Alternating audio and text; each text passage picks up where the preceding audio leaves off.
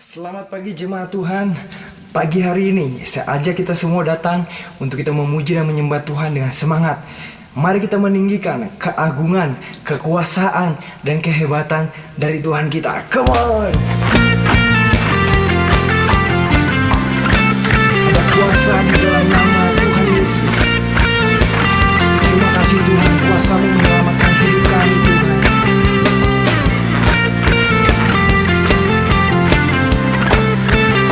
Dahsyat dan besar Tuhan.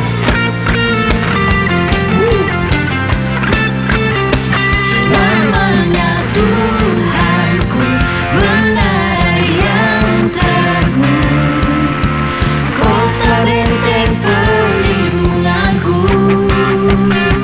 Allah yang perkasa, Dia Bapa yang kekal, gunung batu keselamatanku. Katakan saudara, Engkau yang termulia di bumi di surga, termasyhur perkasa selamanya. Engkau yang berkuasa di dalam segala hal, ada kuasa dalam nama Yesusku. thank you God.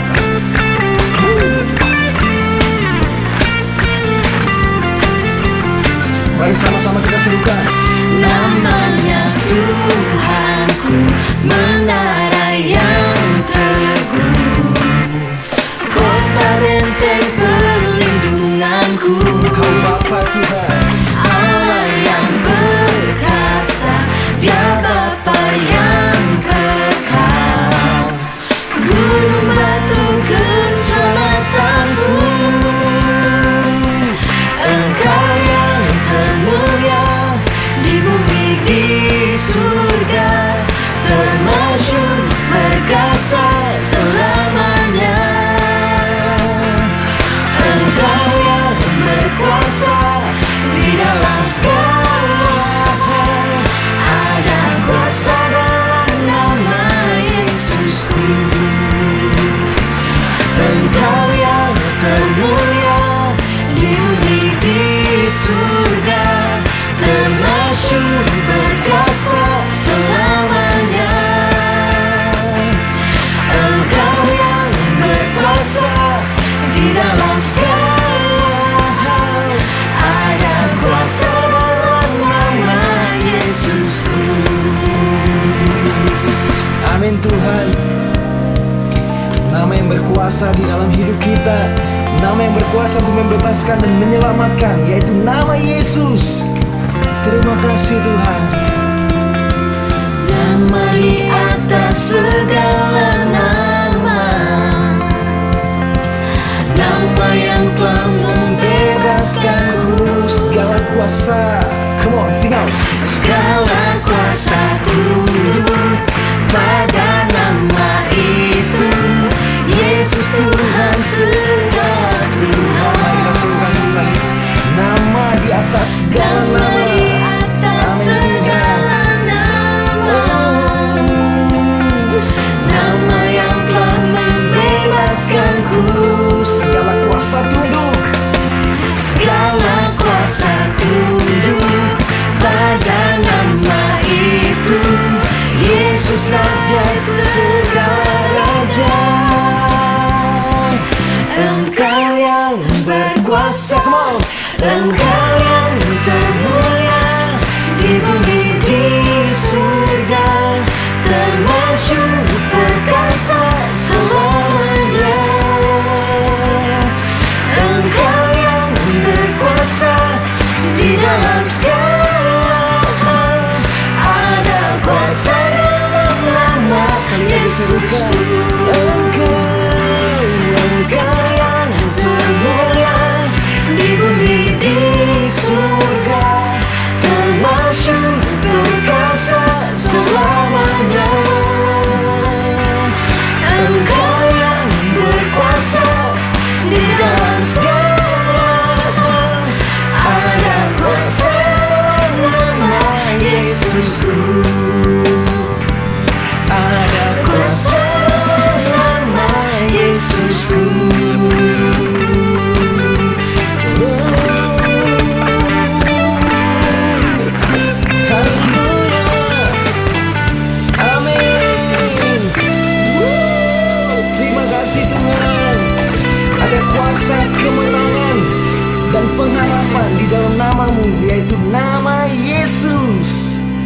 Amin. Come on jemaat Tuhan, mari pagi ini saya mau ajak kita semua datang dengan satu kesatuan sebagai tubuh Kristus untuk kita meninggikan, kita mengagungkan, dan kita memuliakan satu nama yang telah menyelamatkan hidup kita semua, yaitu nama Yesus Kristus. Mari kita naikkan iman kita bawa hati kita untuk meninggikan Dia, Raja atas segala raja. Thank you God. Woo.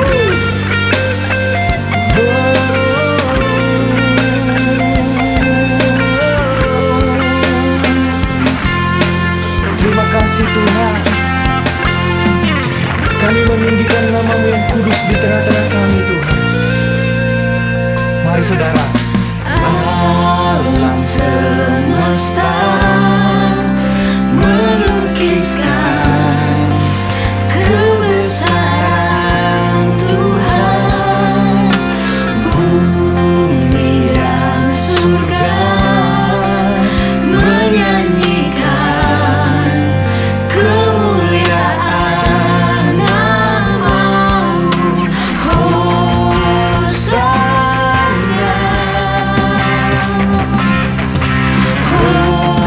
Hosana,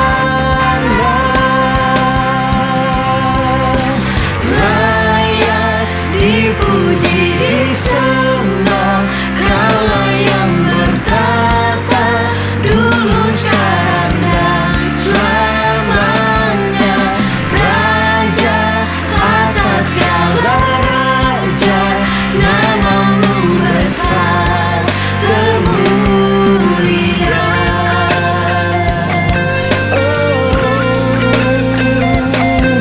haleluya. Mari kita serukan alam semesta. Come on. Alam semesta melukiskan kebesaran Tuhan, Seluruh bumi Tuhan, bumi dan surga menyanyikan kemuliaan-Mu. kemuliaan Mari kita sama-sama serukan Hosana, Hosana, Hosana.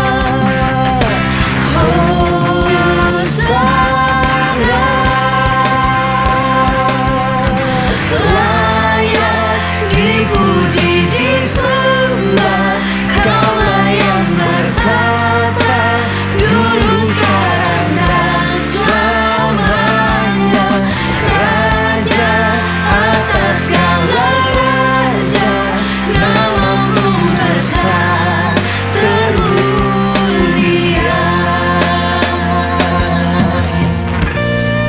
Tuhan, terima kasih. Tidak ada nama lain selain nama-Mu dalam hidup kami Tuhan. Nama yang telah menyelamatkan, yang atas nama itu semua lidah akan mengaku bahwa Engkau adalah Tuhan. Terima kasih Tuhan. Terima kasih Yesus. Kami menyembah Engkau Tuhan. Thank you God. Mari saudara kita serukan Hosana, Hosana bagimu Tuhan. Haleluya, haleluya. Hosana. Come on, mari kita serukan Hosana. Lebih lagi, come on. Hosana. One more, come on, sing out, Hosana. Hosana, layak dipuji disembah, Kaulah yang bertata dulu, sekarang dan selamanya, Raja atas segala raja, nama-Mu besar termulia.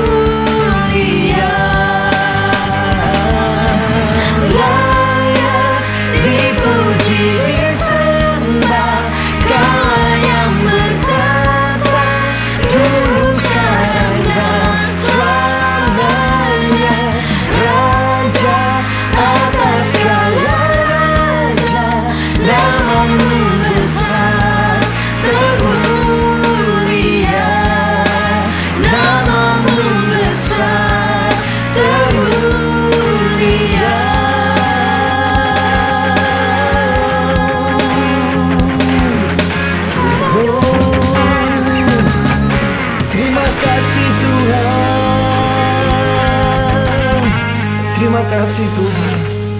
Nama-Mu besar Tuhan, termulia. Kami berikan semua pujian, kemuliaan dan hormat bagi Engkau Allah di tengah-tengah kami. Terima kasih Tuhan.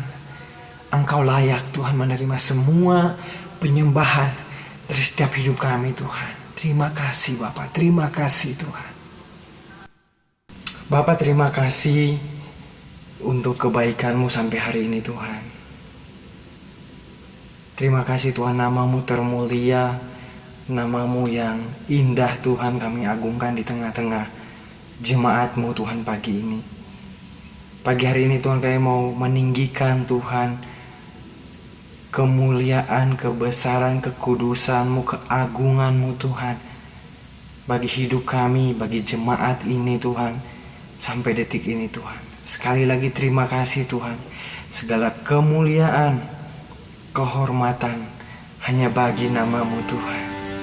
Kudus-kuduslah Engkau Tuhan, karena Engkau kudus Tuhan. Terima kasih Tuhan.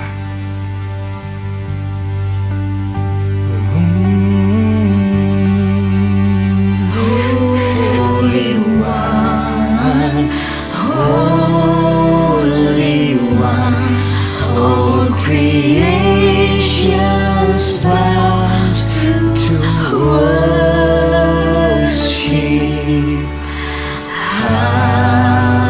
Hallelujah, hallelujah, glory in the highest, and I will sing, I will sing His praises forever.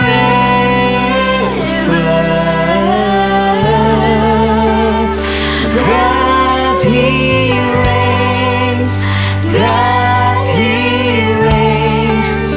Holy is the Lord of heaven.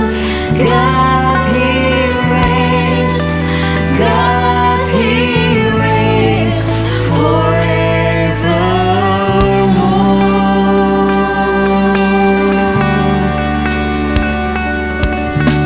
Holy One.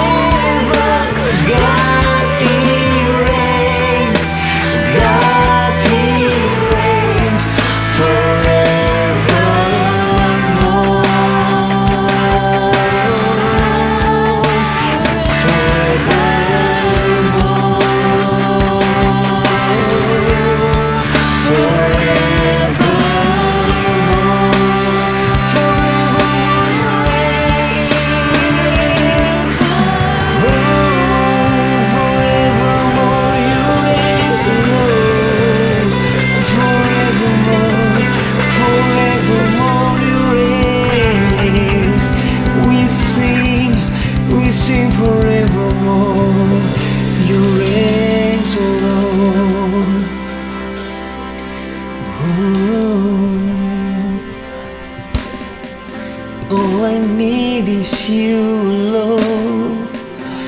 And all I need is you, Lord. Is you, Lord. And all I need is you. Oh. And all I need is you, Lord. Is you, Lord. And all I need is you. You are all I need, Lord. Lord, I need is you, Lord. Is you, Lord. And Lord, I need is you. Come on, sing out. And Lord, I need is you, Lord. Is you, Lord. Lord, I need is you. Lord, I need is you, Lord. Is you, Lord. Lord, I need is you. Lord, I need is you, Lord. Is you, Lord. Lord, I need is you. Lord, I need is you, Lord. Is you, Lord. Lord, I need is you. Lord, I need is you, Lord. Is you, Lord. Lord, I need is you. Lord, I need is you, Lord. Is you, Lord. Tuhan, terima kasih. Biar selamanya Tuhan Engkau hidup dalam hidup kami, kami hidup dalam Engkau Tuhan. Selamanya Tuhan kami membutuhkan Engkau. Selamanya Tuhan kami memerlukan Engkau Tuhan. Terima kasih Tuhan untuk pagi ini. Sentuh hati kami di rumah kami masing-masing, supaya kami bisa merasakan Engkau Tuhan sekali lagi dalam hidup kami, lewat penyembahan kami, lewat firman-Mu Tuhan di pagi ini. Thank you God, you are amazing God. We worship you and we thank you for everything Tuhan di dalam hidup kami. Di dalam nama Yesus kami berdoa, kami mengucap syukur. Amin. Amin.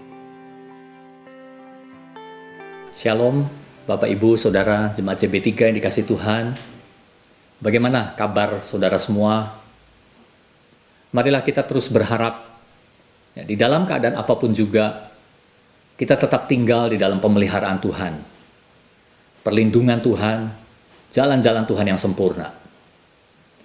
Nah, pagi hari ini saya ingin memulai dengan mengajak kita semua untuk berandai-andai, saudara.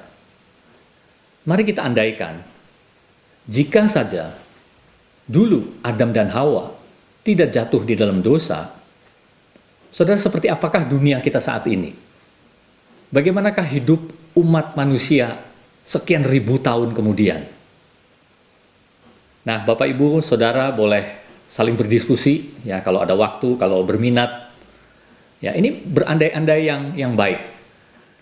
Nah, saya akan memberikan beberapa poin, ya, apa yang akan terjadi seandainya. Yang pertama, dunia ini akan menjadi dunia yang sempurna. Tidak ada virus, tidak ada bakteri, tidak ada jamur, tidak ada mikroorganisme yang bersifat patogen. Artinya yang bisa menginfeksi manusia atau makhluk hidup lain sehingga sakit. Itu tidak ada, saudara. Mikroorganisme yang ada, itu sifatnya baik. Sifatnya semata-mata membangun, ya, bermanfaat. Itulah yang akan terjadi dengan dunia. Mungkin Bapak Ibu Saudara berpikir bagaimana dengan penyakit yang degeneratif, ya, karena penuaan, itu pun tidak ada. Karena apa? Karena tepat di tengah-tengah taman itu ada pohon kehidupan, ya, yang menjadi sumber bagi manusia itu untuk terus berada dalam hidup yang puncak, boleh dibilang. Kemudian yang kedua, tidak ada dosa di dalam hati manusia. Nah, ini konsekuensi yang jauh lebih indah saya bayangkan. Seandainya tidak ada dosa di dalam hati manusia, manusia tetap tinggal di dalam keadaan yang innocent, yang polos, ya, yang netral, saudara. Ya, tidak ada kecenderungan jahat. Jadi akibatnya manusia berada dalam kedamaian yang puncak. Ya, mereka tidak ada keraguan-raguan, tidak ada rasa malu, tidak ada kemungkinan untuk terluka atau saling melukai, saling menyerang. Otomatis tidak ada keperluan bagi manusia untuk menjaga diri, melindungi hatinya, melindungi jiwanya, dalam kondisi seperti berjaga-jaga terus. Setiap waktu bisa sakit, ya, sakit hati, bisa kecewa. Itu tidak mungkin terjadi, karena tidak ada dosa. Ya, jadi hubungan manusia satu dengan yang lain itu begitu harmoni. Manusia bisa begitu transparan, begitu apa adanya. Tidak ada kepalsuan, tidak ada kemunafikan, tidak ada tendensi untuk menjahati orang lain. Dan terlebih di atas semuanya, hubungan manusia dengan Allah juga di dalam posisi yang indah, luar biasa, sempurna. Ya, persekutuan yang komplit, yang utuh dengan penciptanya. Nah, kemudian yang ketiga, manusia berada di dalam harmoni, keseimbangan yang sempurna dengan semua ciptaan. Dunia seisinya. Manusia di dalam hierarki ciptaan, posisinya paling tinggi. Manusia berkuasa, manusia memerintah, manusia mengelola. Dan itu semua dilakukan dengan baik, dengan sempurna. Tidak ada merusak alam. Tidak ada alam keseimbangan yang terganggu. Semuanya harmonis. Ya. Tetapi saudara, kita semua tahu bahwa bukan itu yang terjadi. Memang Allah membiarkan ular ada di dalam taman itu. Allah membiarkan ular bisa memberi pengaruh, bisa memberi input kepada manusia. Dan biarlah manusia itu yang memutuskan apakah akan terus taat kepada Allah atau melanggar dan tidak taat. Itu namanya free will. Jadi free will yang paling jelas adanya justru sebelum manusia jatuh, saudara. Jadi manusia bebas untuk memilih, benar-benar bebas. Dan apa yang akhirnya manusia pilih? Di dalam kebebasannya itu, manusia memilih untuk melanggar, untuk tidak taat. Sehingga jatuhlah mereka masuk di dalam dosa. Nah, apa yang terjadi sejak saat itu? Allah sudah katakan, mati. Pada hari engkau memakannya, pastilah engkau mati.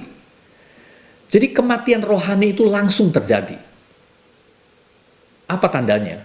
Manusia langsung merasa takut kepada Allah. Persekutuan yang sempurna itu langsung rusak. Manusia takut, manusia bersembunyi, manusia merasa malu. Ini perasaan yang asing, boleh dibilang. Ya, tadi dikatakan manusia keduanya telanjang, tetapi tidak merasa malu. Tetapi begitu ada dosa, malu itu langsung ada. Mereka menyadari, kepolosan itu sudah rusak, saudara. Ketika aku mendengar bahwa engkau ada di dalam taman ini, itulah yang dikatakan oleh Adam. Ketika aku mendengar bahwa engkau ada, aku menjadi takut karena aku telanjang. Sebab itu aku bersembunyi. Sejak saat itu manusia bersembunyi dari Tuhan, ingin menjauh dari Tuhan. Dan bersamaan dengan itu, maka kematian secara jasmani juga sedang terjadi. Ya.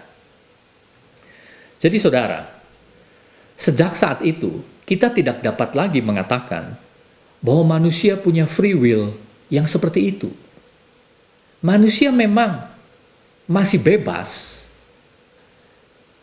untuk mengikuti kecenderungan hatinya. Tetapi kecenderungan hati manusia itu sudah menjadi berdosa. Dan itulah yang diikuti. Jadi kalau kita berpikir bahwa free itu sebebas-bebasnya, senetral-netralnya, ingat, itu salah. Tidak ada free will yang demikian. Free will yang terjadi adalah manusia memang bebas mengikuti kecondongan hatinya Dan kecondongan hati itu adalah jahat. Ya, itu yang Alkitab katakan. Itulah yang dikatakan oleh Paulus. Kehendak memang ada di dalam aku, tetapi bukan hal berbuat apa yang baik. Ya, itu yang diikuti oleh manusia. Jadi manusia, naturnya lalu berubah menjadi jahat. Nah saudara, kalau saya katakan jahat, bukan berarti penjahat yang melanggar hukum, yang secara etika atau moral jahat atau bobrok, bukan. Ini bicara mengenai kedalaman hati. Apa yang ada di dalam hati manusia, itu pada hakikatnya jahat. Yeremia mengatakan, betapa liciknya hati, lebih licik daripada segala sesuatu. Hatinya sudah membatu, siapakah yang dapat mengetahuinya? Dan Paulus bertanya, siapakah yang akan membebaskan aku dari tubuh maut ini? Karena dikatakan apa? Upah dosa adalah maut. Jadi maut itu ada di dalam diri manusia, melekat, menjadi kodrat dari manusia itu sendiri.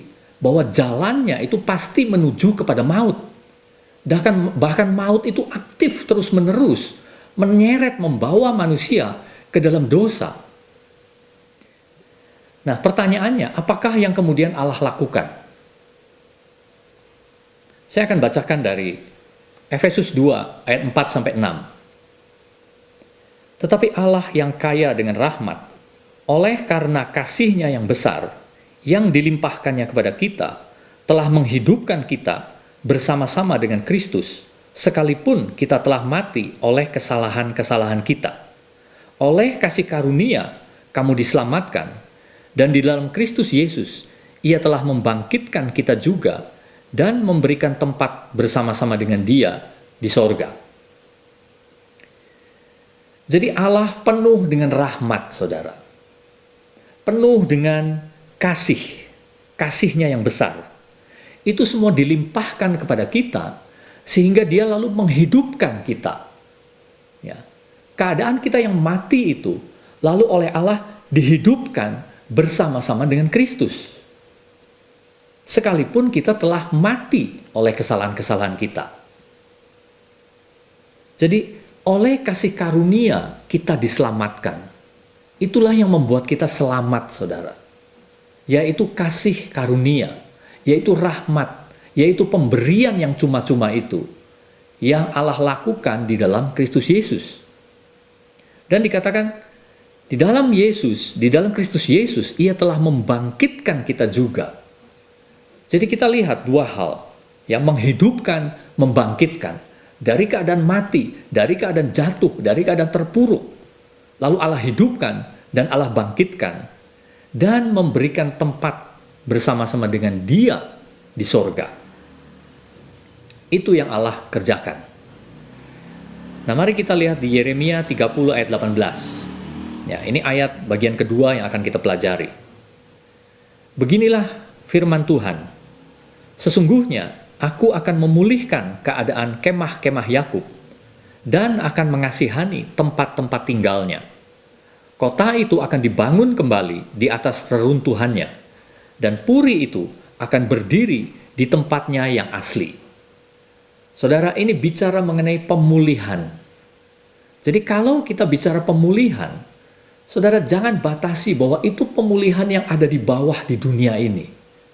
Pemulihan dari Allah adalah pemulihan keseluruhan. Apa yang dulu terjadi di Taman Eden, titik awal itu, lalu Allah proyeksikan di dalam kitab Wahyu. Dari Kejadian sampai ke Wahyu. Dan sejarah, ya, dan rentang waktu di antaranya, disitulah kita berada. Tepatnya sesudah Kristus Yesus datang. Ya. Jadi pemulihan. Nah, saudara, kalau kita lihat dari ayat ini, di sini menggambarkan satu perkembangan atau satu progres dari kemah menjadi tempat tinggal, menjadi kota, menjadi puri. Ya, sebenarnya ini adalah progres dari umat Allah pada waktu itu, Israel. Kalau dikatakan kemah, kita pasti teringat pada waktu mereka masih bapak-bapak leluhur, ya, para patriark, belum menjadi besar. Mereka tinggal di dalam tenda. Tuhan memang memerintahkan Abraham, Ishak, Yakub untuk tinggal, untuk hidup sebagai orang asing. Jadi mereka tinggalnya di tenda. Nah, dari tenda, dari kemah, lalu menjadi tempat tinggal. Artinya sesuatu yang mereka diam gitu. Lalu mereka menjadi kota, sesuatu yang dibangun ya dengan lebih serius. Dan bahkan akhirnya masuk zaman raja-raja, mereka punya puri, saudara. Ya, lambang kekuasaan seorang raja. Tetapi semua sudah hancur, semuanya sudah rusak. Ya, mari kita lihat satu demi satu. Kemah itu menunjukkan kefanaan atau kesementaraan. Ya, memang itulah fungsinya kemah. Setiap waktu bisa dibongkar, dipindah, dan dibangun kembali di tempat yang lain. Jadi saudara, apa yang bisa kita pelajari? Ingatlah, apapun keadaan kita sekarang, itu semua sementara. Kita hidup di dalam daging, di dalam tubuh jasmani, pekerjaan kita, milik kita, jabatan kita, status kita, gengsi kita, termasuk kesusahan kita, penderitaan kita, kejatuhan kita, semuanya sementara. Pasti suatu saat itu akan berakhir. Dan apa yang Allah janjikan, semua itu akan dipulihkan. Saudara, kata pulih, kalau kita runut sampai bahasa aslinya, itu artinya kembali ke titik awal. Di manakah titik awal itu? Seperti yang saya katakan tadi, mari kita lihat kembali titik awal manusia di dalam Taman Eden itu. Ya, pada waktu mereka berada di dalam harmoni yang begitu indah dengan Allah. Pada waktu mereka tinggal di dalam taman itu, ya, itu adalah titik awalnya. Nah, itu akan dipulihkan oleh Allah, tetapi dalam versi yang dewasa. Artinya setelah manusia menang bersama-sama Kristus. Ya, Adam dan Hawa dari keadaan yang netral, innocent, lalu mereka jatuh. Kita dari keadaan jatuh, lalu bersama-sama dengan Kristus, kita menang. Ya, jadi ini versi manusia yang sudah lebih dewasa, yang sudah menang. Karena apa? Karena Kristus. Itulah artinya pemulihan dalam hal kemah kita, dalam hal kefanaan atau kesementaraan kita. Nah, kemudian yang kedua, tempat tinggal. Ya. Dan akan mengasihani tempat-tempat tinggalnya. Saudara, kalau dirunut dari bahasa aslinya, salah satu pengertian yang muncul adalah kata habitat. Ya. Lingkungan tempat di mana manusia tinggal, di mana manusia mendapat makan, di mana makhluk hidup itu bisa berkembang biak, ya, tempat tinggal yang menopang hidupnya, sehingga bisa makan, bisa hidup, bahkan bisa berkembang biak. Ya, itu pengertian habitat. Saudara, lihatlah bagaimana habitat kita, bagaimana lingkungan kita, penuh pergumulan, terasa berat. Ya, karena apa? Karena kita mengalami penurunan kualitas habitat. Dari sorgawi menjadi duniawi. Ya, inilah keadaan kita sekarang. Karena itu jangan sekali-kali kita menganggap bahwa hidup ini adalah sedemikian karena saya sedang ada di puncak, karena saya sedang senang, saya sedang sukses, sedang berhasil. Inilah hidup. Saudara, bukan itu habitat kita. Ya, bukan itu lingkungan, bukan itu yang bisa menopang, memberikan daya dukung kepada hidup kita. Sebenarnya lingkungan hidup kita adalah menyedihkan. Ya, karena kita sudah jatuh, saudara. Sehingga apa? Sehingga perlu belas kasihan Tuhan. Jadi walaupun kita merasa bangga, sebenarnya kita adalah makhluk-makhluk yang harus dikasihani. Dikasihani oleh siapa? Oleh Tuhan. Dan memang Allah menurunkan belas kasihannya. Satu belas kasihan yang memulihkan, yang mengangkat, yang mengingat kembali, yang membuat kita ingat kembali siapa sebenarnya kita. Bukan yang fana, bukan yang ada di dunia ini. Kemudian yang ketiga, bicara mengenai kota.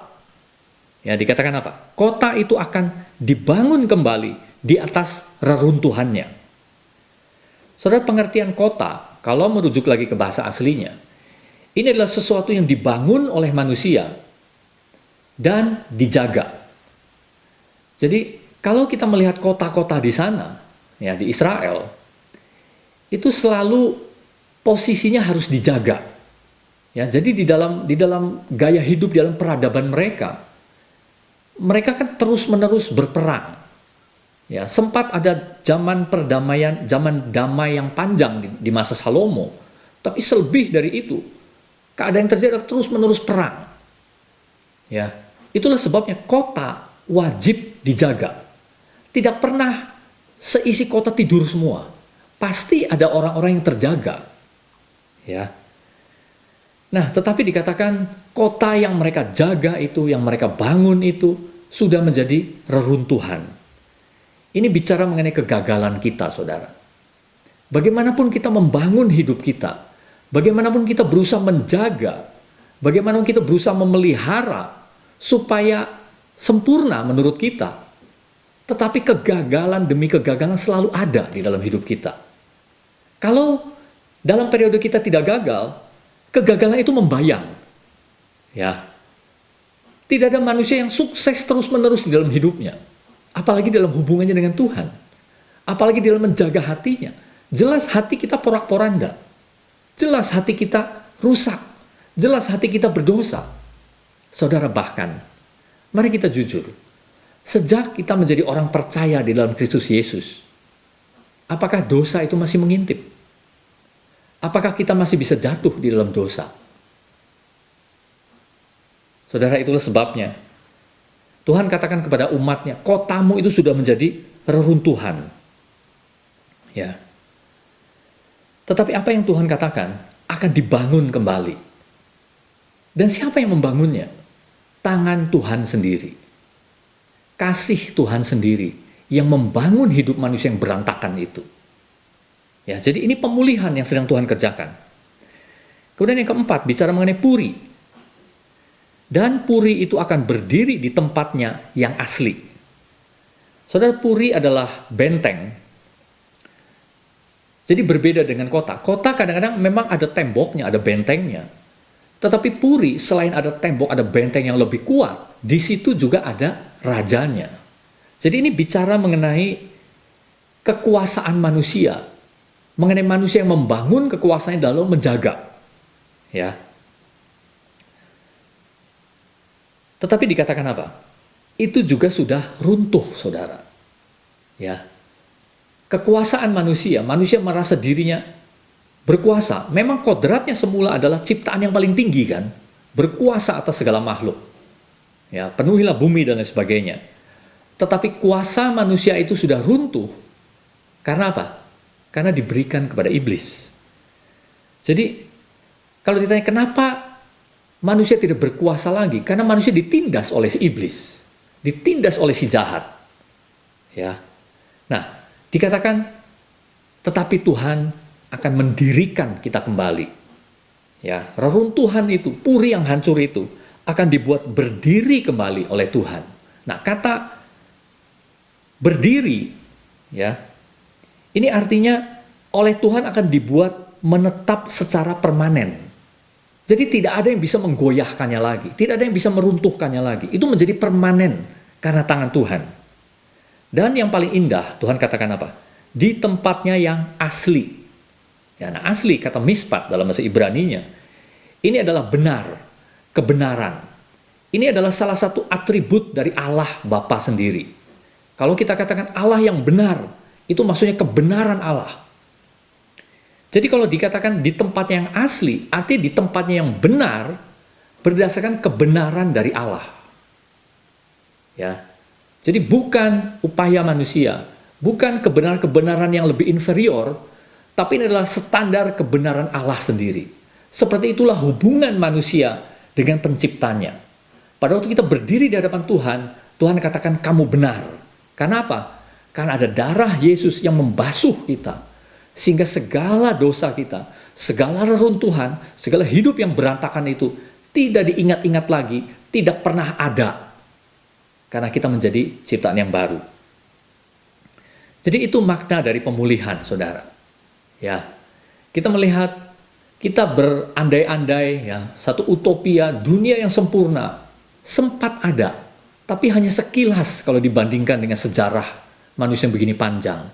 Ya, kita tidak tahu berapa lama itu periode Adam dan Hawa sebelum kejatuhan. Tapi pasal-pasalnya saja singkat digambarkan. Dan kita sulit sekali membayangkannya. Kita hanya melihat diri kita yang jatuh. Tetapi ingatlah, sekaligus kita juga melihat kasih karunia Allah yang besar, dan sejak saat itu adalah pemulihan. Jadi kesimpulannya, saudara, kemajuan manusia di dalam berbagai hal, kehebatan-kehebatan manusia, itu sama sekali bukan pemulihan.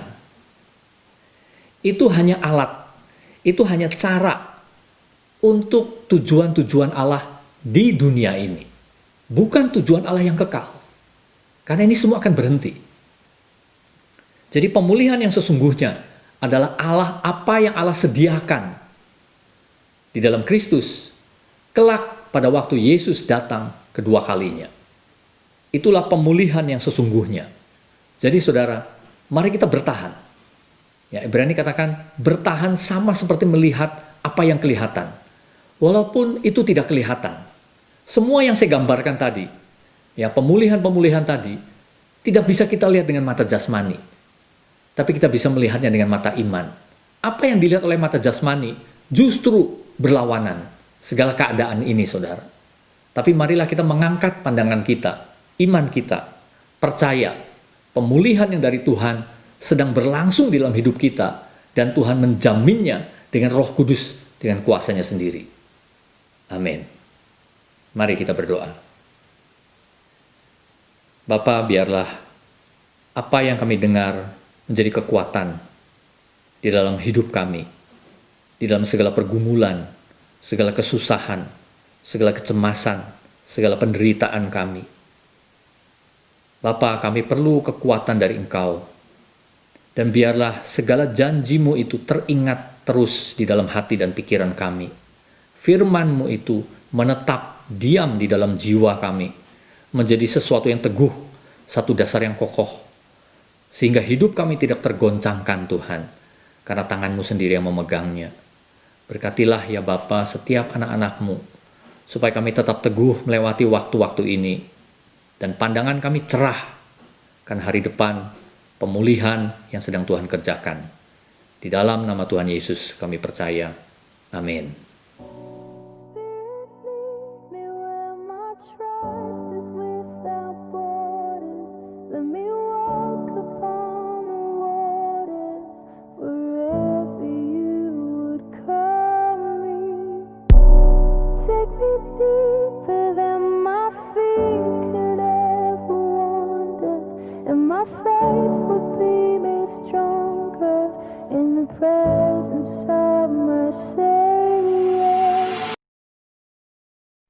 Saudara, ibadah kita sudah selesai. Marilah kita semua menerima berkat dari Tuhan. Biarlah kita semua diberkati sebagai orang-orang yang sudah dibenarkan berdasarkan darah Yesus. Bukan karena kemampuan, bukan karena upaya kita, tapi karena rahmat Allah yang besar itu, yang sudah dicurahkan ke dalam hati kita, dan bahwa darah Yesus yang sudah membasuh kita sekali dan selama-lamanya membuat kita menjadi orang benar di hadapan Tuhan. Biarlah kita terus tinggal di dalam berkat Tuhan, di dalam segala yang kita lakukan di dunia yang sementara ini. Tuhan akan memberkati segala pekerjaan tangan kita, segala studi kita. Tuhan memberkati keluarga kita, hubungan kita satu dengan yang lain. Tuhan akan memberkati jemaat kita ini. Dan biarlah kita tetap tinggal di dalam kasih Allah, di dalam kasih anaknya Yesus Kristus, dan di dalam persekutuan dengan Roh Kudus, dari sekarang sampai selama-lamanya. Amin.